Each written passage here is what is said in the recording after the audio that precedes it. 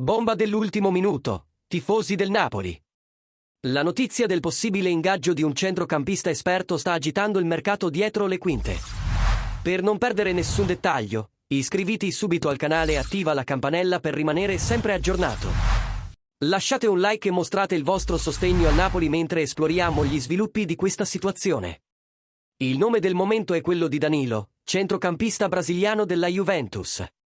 Secondo quanto riportato da Sky Sport, il Napoli avrebbe manifestato l'interesse a ingaggiare il giocatore già a gennaio. Tuttavia, due fattori rendono questa trattativa piuttosto complicata.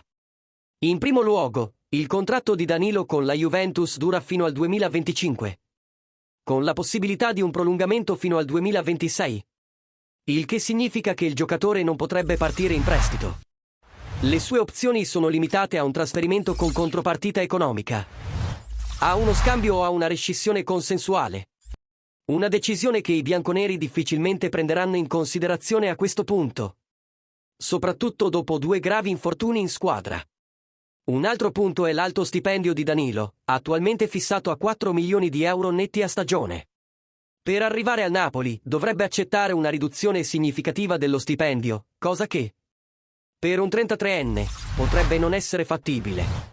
Inoltre, il Napoli ha già Juan Jesus, che ha la stessa età, che guadagna solo un quarto di quella cifra e che dovrebbe partire in estate.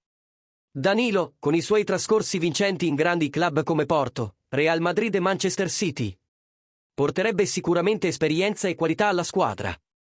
Tuttavia, la combinazione di età, costi e necessità di aggiustamenti alla Juventus rendono difficile che un simile affare si concretizzi. Ora vogliamo sapere da voi, tifosi del Napoli, pensate che Danilo sarebbe un'aggiunta preziosa? Anche con tutte le sfide finanziarie e logistiche, l'investimento in un giocatore di esperienza come lui varrebbe la pena? O il club dovrebbe cercare opzioni più giovani e convenienti? Lasciate le vostre opinioni nei commenti e restate sintonizzati per ulteriori notizie sul mercato del Napoli.